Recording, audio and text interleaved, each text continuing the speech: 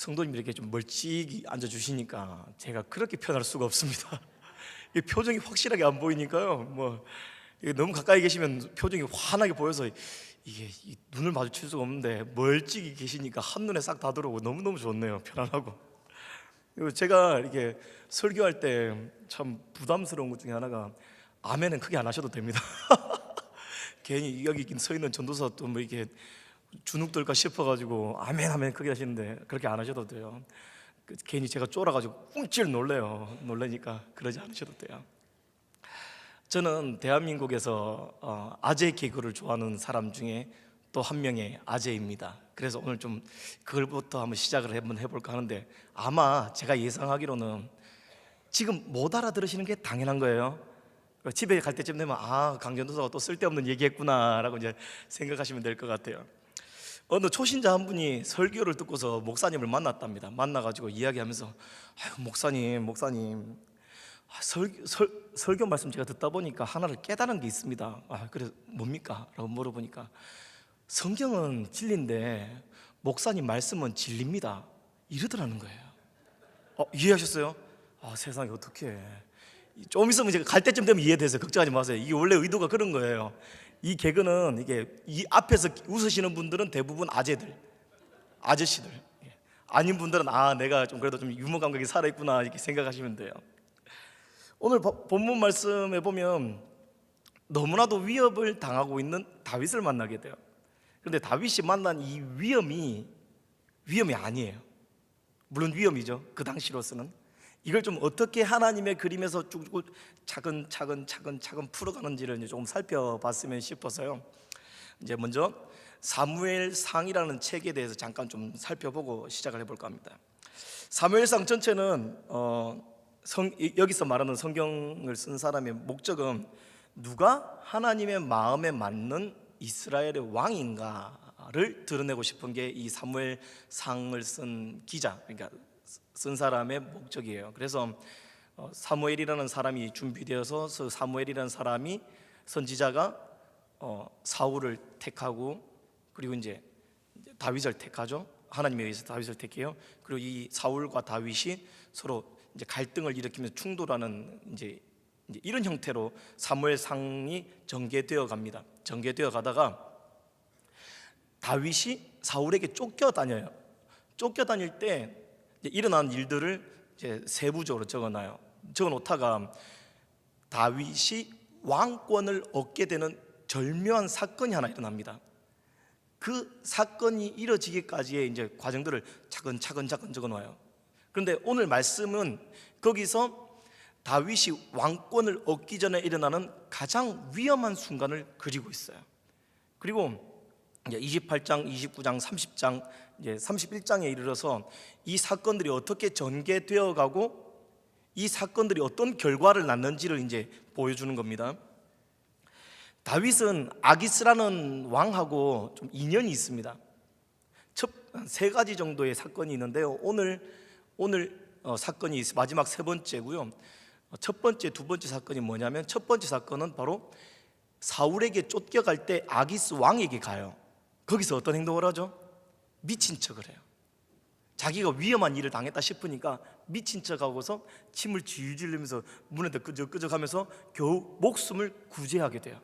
그러다가 다시 또 갈 데가 없으니까 사울을 피해서 여기 가다 저기 가다 갈 데가 없으니까 어디로 오느냐면 다시 아기스 왕에게 와서 망명을 신청하는 겁니다.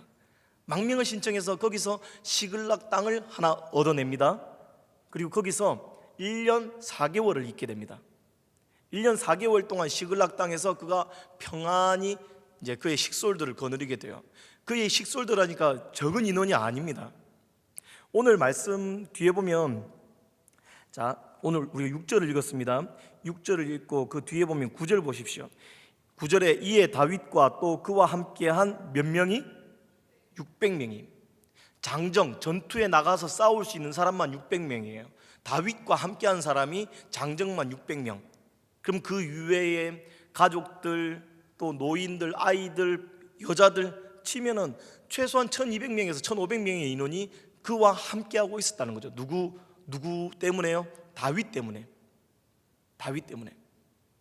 다윗 때문에 함께 도망자 신세를 자처한 겁니다. 그래서 이쪽으로 도망갔다가 저쪽으로 도망갔다가 결국에는 이제 그 시글락 땅에 정착을 해서 좀 평안히 살만할 그때 블레셋에서 전쟁을 일으키는 겁니다. 어디하고 싸우려고요? 이스라엘과 싸우려고. 이스라엘 사울 정권과 싸워서 거기를 이제 박살을 내버리려고 전투에 돌입을 하겠다는 겁니다. 그래서 아기스 왕에게 너희도 파병해라 라고 이제 요청을 하는 거죠. 요청을 하니까 아기스 왕이 그럼 우리도 출전하겠습니다 라고 했는데, 여기에 누가 동참을 하게 되냐면은 다윗이 동참을 하게 되는 거예요. 다윗이 자기 민족 이스라엘 왕, 결국 사울과 맞전을 붙어야 되는 그 상황에서 피해야 되는 거거든요. 그런데 아기스에게 이미 신임을 얻어놓은 상태라서 그걸 깨뜨릴 수가 없어서 그냥 출전하겠다고 하는 겁니다. 만약에 여기서 출전을 해서 진짜 이스라엘 왕과 싸우는 그 현장에 다윗이 갔다면 이스라엘 민족들이 자기 동족을 죽인 다윗을 그냥 받아줄 수 있었을까요? 힘들지 않았을까 싶어요. 그리고 너무 다행스럽게도 이 아기스 왕이 다윗을 데리고서 블레셋 전투 이제 전장, 그러니까 그들이 있는 군사 기지에 도착을 했죠. 도착을 했는데 거기에 있던 블레셋 장관들, 우두머리들, 군대에 우두머리들이 있을 거 아닙니까? 우두머리들이 누군지 뻔히 보면 알거든요. 자기 블레셋 민족을 괴멸시키자고 했던, 패배를 안겨줬던 그 유명한 장군 다윗이 그들의 앞에 있는 겁니다. 가기 싫은 거죠. 나중에 저 다윗이 우리 뒤에서 어떻게 우리를 기습 공격해가지고 우리를 망가뜨릴지 어떻게 아느냐. 그리고서 아기스 왕에게 다윗이 함께 가는 것을 허락지 않아 버립니다. 가지 못하게 해라. 가면 안 된다. 왜 그렇습니까? 너 그 노래 기억 못해? 다윗은 천천히요 사울은 천천히요 다윗은 만만이라고 했던 그 노래가 괜히 있는 게 아니야. 바로 그 주인공이 이 다윗이라고 하면서 그 상황에서 다윗을 배제시킵니다. 한 고비를 넘게 되는 거죠. 자기 민족과 싸워야 되는 그런 운명을 피하게 된 겁니다. 하나의 산을 넘었습니다. 넘어서 다시 자기들의 고향, 자기들이 지금 거주하고 있는 시글락 땅으로 돌아오는 중에 보니까 그 시글락 땅이 아말렉 민족에 의해서 완전히 쑥대밭이 되어 있는 겁니다. 그리고 그들의 자녀와 부인과 가족들이 한 명도 다행히도 다친 사람 없이 모조리 다 끌려간 거예요. 왜 모조리 끌려갔을까요? 거기 지킬 수 있는 남자가 없으니까 모조리 끌려간 거예요. 남자가 있었으면은 한가에서 싸우고 전쟁이 나와가지고 누가 죽고 했을 텐데, 거기를 지키고 있는 장정들이 모조리 다 전쟁에 가니까 어떻게 한가할 전투도 할 수 없고 싸울 수도 없는 그 상황에서 그냥 모조리 조용히 따라가게 된 거죠. 따라가고 나니까 그 상황을 본 그의 부하들이 얼마나 힘이 들었겠습니까? 오늘 말씀 4절에 이렇게 되어 있습니다. 앞에 보면 4절입니다. 다윗과 그와 함께한 백성이 울 기력이 없도록 소리를 높여 울었더라. 이 남자분들이 이 전투에 나가는 그 엄청난 이 강팍한 마음을 가지고 있는 분들이 얼마나 억장이 무너졌으면 자기 그 평생을 함께했던 가족들이 한꺼번에 소리 소문 없이 싹 다 전부 다 끌려가 버린 그 상황을 맞이하고 나니까 울 기력이 없도록 울었다고 합니다. 그리고 나서 정신이 딱 드니까 뭐 하는구는 돌 들고서 다윗을 쳐 죽이자라고 선동해서 막 일어나 버리는 겁니다. 다윗 때문에 이 사태가 일어난 거야.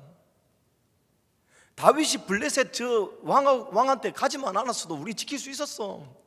아니 시글락 땅에 오지만 않았어도 우리 가족들 지킬 수 있었어. 우리가 다윗만 쫓지 않았어도 이 상황은 겪지 않았어. 그래 다윗을 죽여야 돼.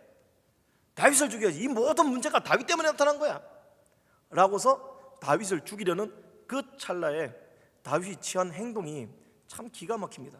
누굴 의지했다고요? 하나님을 의지했다는 거예요. 그가 그 다급한 순간에 하나님을 의지할 수 있었던 단 한 가지의 이유는 제가 생각하기에는 습관이죠. 다윗은 이런 일 말고도 수없이 많은 어려운 일을 당해왔습니다.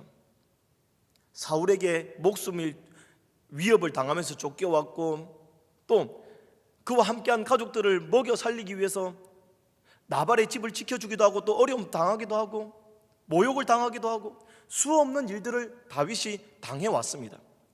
그런데 그가 언제나 힘들 때마다 하나님을 찾았던 그의 습관이 그 다급한 그 순간에, 그 절체절명의 순간에 다시금 하나님의 도움을 구하게 되더라는 것이죠. 교회에서 많은 행사들을 합니다. 기도회를 하죠. 새벽 기도에 나와라, 저녁 기도에 나와라, 심야 기도에 나와라 하는 이유는 단 한 가지입니다. 어떤 이유 때문일까요? 평안할 때는 문제가 없습니다. 그런데 어느 순간 위험한 일이 내 삶의 파도처럼 확 밀려 다가올 때 준비가 안 돼 있으면 이걸 감당을 해내지를 못합니다. 최소한 기도할 준비, 하나님을 찾는 준비가 안 되어 있으면 그 엄청난 파도에 그냥 소리 소문 없이 하나님을 찾기 전에 그냥 널브러져서 손이 퍽 풀려서 누구 탓을 하든지 저 다윗을 죽이자고 선동했던 사람들처럼 이건 너 때문이야, 이건 너 때문이야 라고 할 수밖에 없는 상황에 이르게 된다는 것이죠. 판단이 잘못되면, 그 상황의 판단이 잘못되면 잘못된 결과를 낳게 되는 것이 당연하겠죠. 그런데 판단을 할 수 있는 사람이 거기에 대한 충분한 지식과 경험을 가지고 있는 사람이라면 바른 판단을 하겠죠. 근데 내가 어려운 일을 당하는 내가 그만한 지식이 없다면, 그만한 경험이 없고 그만한 지혜가 없다면, 이 상황을 타개할 수 있을 만한 힘이 없다면 다른 사람의 지혜를 구해야 되는 겁니다. 이런 일이 있었습니다. 레지던트 과정을 밟는 두 의사가 점심을 먹고 나서 병원 벤치에서 쉬고 있었다고 합니다. 그때 어떤 남자가 안장다리에 두 팔을 뒤틀고서 고개를 기묘하게 꼬면서 막 이렇게 막 힘들어하면서 막 얼굴은 막 색깔이 막 변해가지고 오는 겁니다. 그걸 보고서 그 얼굴이 푸탱탱하니까 땀도 막 흘리고 하니까 이것을 보는 레지던트 의사가 이렇게 이야기합니다. 아유, 안 됐어. 내가 보기에는 저 사람 뇌성마비 환자야 라고 이야기합니다. 그러자 다른 의사가 대꾸를 합니다. 천만에 저런 증상은 내 경험에 비춰서 볼 때는 편두통 환자야. 그런데 잠시 후에 그 사람이 그 의사 두 사람, 그 레지던트 의사 앞에 오더니 막 온몸을 비틀면서 얼굴이 막 얼굴 하면서 와가지고 하는 얘기가 이겁니다. 저 화장실. 상황을 정확하게 판단하지 못하면 이런 상황이 벌어지는 거예요. 근데 우리가 어려움을 맞이하든지 아니면 어떤 상황을 맞이했을 때 자꾸 이런 레지던트 의사들처럼 상황을 정확하게 판단하지 않고서 결론을 내려버리더라는 거예요. 결론을. 우리에게는 다행히도 하나님이 계십니다. 내가 어려운 일 당할 때, 내가 힘든 일 당할 때 나의 지혜보다, 나의 능력보다, 나의 경험보다 더 크신 하나님이 계세요. 근데 그 하나님께 의지해서 그분의 도우심을 구하면은 내 삶 가운데 하나님이 개입해 주실 수 있음에도 불구하고 하나님의 도움을 요청할 준비조차 안 돼 있으면 그냥 뭐 알아서 도와주시겠지 하고 있게 되더라는 것이죠. 한번 도움을 구해보면은 자꾸 도움을 구합니다. 제가 저희 가족 얘기는 안 하려고 하는데 제 딸이 이제 4살이거든요. 4살인데 얘가 하루는 그걸 배운 겁니다. 어떻게 하면 아빠를 움직일 수 있다는 걸 배운 거예요. 그러니까 제가 막 힘들어하고 쉬고 있으면 아빠 하면서 뭘 가지고 와요. 책을 들고 오는 거예요. 책을 들고 와서 책을 막 읽어달라 그래요. 아니야, 아빠 힘들어, 아빠 지금 피곤해서 좀 쉬고 싶어. 그러면은 얘가 다음 카드를 꺼내요. 아빠, 콩순이 보여달라는 거예요. 이 동영상 있잖아요. 그러면 제가 생각할 때 콩순이보다는 책이 낫잖아요. 그래서 그럼 알아서 책 보여줄게. 얘가 그걸 터득한 거예요. 그러니까 똑같은 거예요. 우리가 하나님의 도우심을 구할 수 있는 방법을 터득하면은 어떤 일이 있어도 하나님께 구할 수가 있어요. 새벽 기도를 통해서 구하든 저녁 기도를 통해서 구하든 말씀을 보면서 하나님의 도우심을 구하든 구할 수가 있는데 우리가 그 훈련을 거치지 않으면, 그 연습을 해보지 않으면 그냥 꿀먹은 벙어리처럼 먼 사람 보면서 하나님 안 도와주실 거예요? 나 삐질래. 자꾸 하나님과 멀어지게 되더라는 것이죠. 우리가 모든 상황을 통제하면은 참 인생이 편할 것 같습니다. 그리고 인생이 참 평탄하게 흘러갈 것 같습니다. 그런데 인생이라는 그 글자 그대로 삶이 내 손아귀 안에 있지는 않은 것 같습니다. 내 뜻대로 안 되는 것이 인생인 것 같고, 어줍지 않게 몇 년 안 살아온 제가 느끼기에도 내가 어떻게 해서 결과가 내가 원하는 대로 나오는 것이 인생은 아닌 게 확실한 것 같습니다. 하나님의 도움으로 한 고비를 넘었다고 생각하고서 편안하게 그냥 아이고 이제 기도 안 해도 되겠지 하고서 이제 평탄하게 좀 배 좀 두들기면서 아우 TV 뭐 하나 하고 이렇게 보고 있을 그 순간에 또 다른 위험이 찾아오기도 하고 또 다른 어려움이 내 앞에 딱하니 나타날 때가 있는 것 같습니다. 참 예측 불가능한 것이 삶이 아닐까 싶습니다. 평범하게 살면 다른 사람처럼 다른 사람들이 겪는 그런 괴로움 겪지 않겠지 하면서 평범하게 살아가 보려고 사는데도 삶 속에서 제일 어려운 게 평범하게 사는 거라고 저는 생각하거든요. 자녀들에게서 문제가 일어나든지, 그 건강해야 될 자녀가 갑작스럽게 군대 갔다 오더니 병이 들어있든지, 아니면은 또 취직해가지고 잘 살고 있을 줄 알았는데 거기서 또 어려움을 당하든지, 또 자녀들의 문제로 인해서 또 속을 끓든지, 수 없는 문제들이 산을 넘어가면 또 산이고 또 산을 넘어가면 또 산이고, 이 문제 해결하면 저기서 나오고 저기서 해결하면 또 여기서 나오고, 참 어려움이 끝이 없습니다. 끝이 없어요. 이러지도 못하고 저러지도 못하고 그런 상황 가운데서 우리가 무엇을 해야겠습니까? 무엇을 해야겠습니까? 답은 너무나도 잘 알아요. 답은 너무나도 잘 아는데도 불구하고 그 뒤에 뭐가 있을 줄 모르니까 주저 하는 거예요. 그 뒤에 뭐가 있을지 모르니까, 그 뒤에 또 더 큰 어려움이 내 앞에 기다리고 있지 않을까라는 그 두려움 때문에 하나님께 구하는 것조차 주저 하더라는 것이죠. 다윗이 지금 어떤 일을 당했습니까? 그의 가족들 다 끌려갔고요, 그와 함께했던 장정 600명의 가족들 역시 다 끌려갔습니다. 그런데 거기서 하나님께 구한다고 뭐가 달라지겠습니까? 세상적인 생각으로요. 그런데 하나님께 구합니다. 하나님 어떻게 하겠습니까? 쫓아가면 잡을 수 있습니까? 쫓아가랍니다. 근데 쫓아가서 그들을 다 구할 수 있을지 아니면 몇 명만 구할 수 있을지 아무것도 모릅니다. 그런데 600명이 다 가도 뭐 한판에 가다가 200명이 자기들은 너무 지쳤다고 안 가겠다는 겁니다. 그래서 400명만 이끌고서 그 군사들을 데리고 아말렉 군인들을 쫓아갑니다. 너무 다행스럽게도 하나님께서 역사해 주셔서 거기서 승리를 해서 아말렉 군대를 멸절시키고 그의 가족들과 그 아말렉 군인들이 가지고 있던 수많은 노량물까지 오히려 덤으로 다 가지고 오게 됩니다. 그리고 너무 놀라운 장면이 이제부터 발생을 합니다. 다윗이 이때 가져온 노량물을 가지고 무엇을 하는가 하면은, 자 30장 뒤에 보십시오. 26절입니다. 다윗이 시글락에 이르러 전리품을 그의 친구 누구에게요?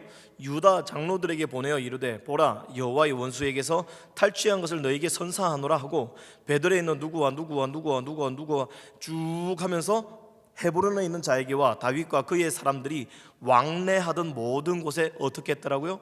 보내었더라. 아말렉 사람에게서 빼앗은 모든 것들을 자기 가족들에게 나눠주고 전투에 참여했던 사람들에게 나눠주고서 유다의 사람들에게 보내는 거예요. 그게 또 재밌는 것 중에 하나가, 다윗이 원래 어떤 전투에 참여하려고 했습니까? 블레셋과 이스라엘의 전투에 참여하려고 했던 거거든요. 근데 여기서 누가 죽냐 하면 사울과 요나단과 그의 가족들이 다 죽어버려요. 사울과 그의 가족들, 이스라엘을 이끌고 있던 왕정이 무너져 버린다는 거죠. 그리고 다윗이 결단하게 됩니다. 사무엘하 넘어갑니다. 2장입니다. 사무엘하 2장 1절입니다. 그 후에라는 게 어떤 말이냐면, 사울이 죽은 것을 애통해하면서 금식하고 기도하고 또 노래까지 지었던 그 일이 있은 후에 다윗이 여호와께 여쭈어 아뢰되, 내가 유다 한 성읍으로 올라가리이까 여호와께서 이르시되 올라가라. 다윗이 아뢰되 어디로 가리까? 이르되 헤브론으로 갈지니라 라고 되어 있습니다. 블레셋과 이스라엘의 전투가 벌어질 그때 그를 돌봐주던 아기스의 길을 살려주기 위해서 다윗이 따라갑니다. 따라갔는데 하나님께서 막아주셔서 다윗이 거기를 동참하지 못하게 됩니다. 동참하지 못하게 되고 오히려 어떤 어려움을 당합니까? 시글락에 살고 있던 그의 일족들이 전부 다 끌려가는 일을 당하게 되죠. 그리고 그때 그는 어려움을 당해서 그와 함께 있던 사람들이 돌을 들어서 다윗을 죽이려고 하는 그런 절체절명의 순간까지 맞이하게 되는 겁니다. 그런데 이 시기가 넘어가고 나니까 오히려 하나님께서 그에게 약속하셨던 약속, 어떤 약속이었죠? 사무엘이 다윗의 머리에 기름을 부으면서 이스라엘의 왕으로 삼고자 했던 하나님의 약속이 이루어지는 기회가 만들어지더라는 것이죠. 우리의 삶 가운데 하나님께서 하신 약속들이 있습니다. 그런데 그 약속은 어쩌면 더디 올지도 모르겠고 때로는 우리가 원하는 방식으로 오지 않을 수도 모르겠습니다. 그런데 하나님께서 우리에게 요구하시는 것은 크게 다르지가 않은 것 같습니다. 어떤 것인가 하니까 하나님을 신뢰하고 따라오라는 것이죠. 하나님을 신뢰하고 따라가려면 우리가 무엇을 하겠습니까? 그 수많은 어려운 순간들, 힘든 순간들, 정말 앞을 볼 수가 없고 캄캄하고 탁탁하고 진짜 한 치 앞이라도 보이면 어떻게라도 결단하고 내 마음이 편안하겠는데 그 한 치 앞조차도 안 보이는 그 상황에서 바로 다윗이 취한 이 행동을 가지라는 것이죠. 다윗이 어떻게 했습니까? 오늘 말씀 한번 다시 읽어보겠습니다. 30장 6절입니다. 백성들이 자녀들 때문에 마음이 슬퍼서 다윗을 돌로 치자 하니 다윗이 크게 다급하였으나 그의 하나님 여호와를 힘입고 용기를 얻었더라. 누구를 힘입었습니까? 누구를 의지했습니까? 여호와 하나님을 의지했습니다. 그러고 나니까 하나님께 길을 구합니다. 하나님 어떻게 해야겠습니까? 제가 어디로 가야겠습니까? 저들을 잡으러 가야겠습니까? 포기해야겠습니까?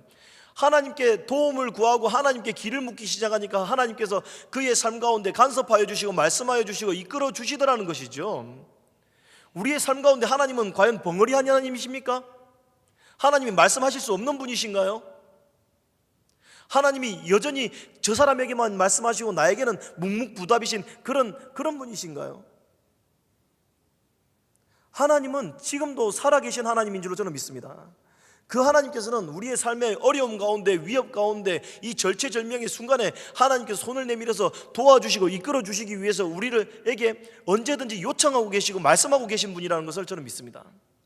그렇다면 우리가 해야 될 한 가지 액션은, 행동은 하나님을 신뢰하고 그분께 나의 손을 꽉 잡을 수 있게끔 내어드리는 것이죠. 하나님 어디든지 따라가겠습니다. 하나님 어디든지 감사함으로 가겠습니다. 내가 걷는 이 길이 굽어도는 것 같고 안개 속을 갖는 것 같고 불안하고 두렵고 떨려도 주님이 가라시는 그 길이 확실하다면 제가 이 길을 걷겠습니다 하고 하나님께 내 인생의 주도권을 내어드리는 것, 하나님께서 그걸 원하고 계시는 것은 아닐까 싶습니다. 이럴 때 할 수 있는 것은 다른 것이 없습니다. 하나님 살려주십시오. 제발 살려주십시오. 어떻게 해야 되겠습니까? 목이 터져라 기도해야 되는 것이고 내 온 힘을 다해서 하나님께 구해야 되는 것이고, 하나님 이 수많은 인원들을 어떻게 먹여 살리겠습니까? 어떻게 내 가족을 이끌어야겠습니까? 어떻게 이 문제를 해결해야겠습니까? 내 자녀를 어느 방향으로 이끌어줘야겠습니까? 눈물로 기도하는 것만이 해결할 수 있는 유일한 방법이라고 저는 생각합니다. 97년도 12월 달에 그때 저희 아버지는 일을 하고 있었습니다. 아는 장로님 댁에 집을 주어주고 계셨었는데 그 뒷집에 사람이 자기 집 앞에 조망권이 가린다고 자꾸 이제 시비를 거는 겁니다. 시비를 걸다가 아버지와 다툼이 일어났습니다. 다툼이 일어났는데 이분이 덩치가 컸어요. 아버지 머리를 잡고 돌벽이 있었는데 돌담 이렇게 자연석 있지 않습니까? 거기다 머리를 그대로 찍은 겁니다. 머리가 터져서 밖으로 터지고 안으로 터지고 안에 피가 한 5cm 이상 이제 고여가지고 있는 그런 상황에서 아버지가 앰뷸런스를 타고 오고 있다라는 소식을 들은 겁니다. 처음이었습니다. 제 인생에 구급차를 타본 거는 그때가 처음이었습니다. 그 이후로도 없고요. 그때 응급차가 160km로 달리고 있었는데도 참 느리더라고요. 시계바늘이 천천히 돌아가는 것 같고, 앞에 있는 사람들은 좀 빨리 비켜줬으면 좋겠는데 절대 안 비켜주는 저 큰 트럭들은 어찌 그리 원망스러운지. 거기다가 응급실에 도착하였는데 우리 아버지를 제일 먼저 봐줬으면 좋겠는데, 가서 CT 찍어와라, MRI 찍어와라, 피를 어떻게 해야 되냐, 누가 와야 되느냐, 그 사람 올 때까지 기다려라, 레지던트 왔다가 뭐 전문의 왔다가 결론이 안 나는 겁니다. 6시간이 될 때까지 결론이 안 나는 겁니다. 그때 할 수 있는 것이 아무것도 없었습니다. 아버지 왜 그랬습니까? 아버지 왜 그랬습니까? 그럴 수도 없었고, 엄마는 좀 거기서 좀 싸움이나 좀 뜯어말리고 있지 도대체 뭐 한다는가? 이렇게 원망할 수도 없었고, 그 구급차 기사한테 좀 더 밟아요, 밟아, 이렇게 할 수도 없었습니다. 그냥 하나님 좀 살려주십시오. 하나님께서 그 죽을 목숨 살리셔서 그 98년도 12월 28일 날 물에 빠져 죽어가던 이 불쌍한 생명 하나 살려놓으시고서 이제 머리 터져서 죽는 꼴 제가 봐야겠습니까? 하나님 좀 살려주십시오. 살려주십시오. 우리 아버지가 나도 진짜 마음에 안 들긴 안 드는데 어쨌든 좀 살려는 줬으면 좋겠습니다.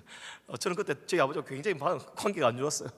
저희 아버지하고 대화 별로 안 했어요. 저는 좀 살려만 달라고. 그래도 내 아버지니까 좀 살려만 달라고. 그런데 그때 그 기간이 지나면서 제 삶의 방향이 조금 틀어지게 되었어요. 그때 일이 있고 나서 제가 집으로 내려가게 되었어요. 1년 반을 저희 집에서 지내면서 아버지와 관계를 회복하게 된 계기가 사실 그때 그 일 때문이었어요.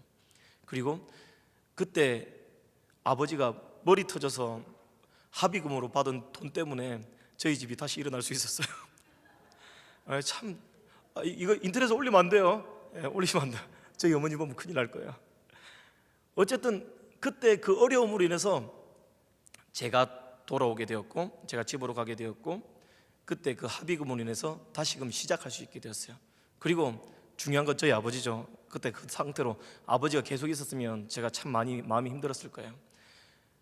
그러고 나서 머리가 터졌는데 MRI를 찍으니까 피가 이만큼 고여 있는 거예요. 고여 있는데 의사가 가능성이 없대요. 아버지는 자꾸 말을 이상하게 하고 엉뚱한 소리하고 자기가 10여 년 전에 젊었을 때로 생각하고서 저한테 막 이상한 얘기를 하는 거예요. 그런데 이제 병원에서 어떻게 손을 쓸 수 없다고 이제 퇴원을 하라는 겁니다. 퇴원하고서 나오니까 뭐 할 수 있는 게 뭐가 있습니까? 사람이 멍하니 그냥 눈이 살짝 풀려가지고 계시더라고요. 그러다가 어느 날 저녁에 갑자기 아버지가 벌떡 일어나더니 병원에 가자는 겁니다. 병원에. 그래서 왜요?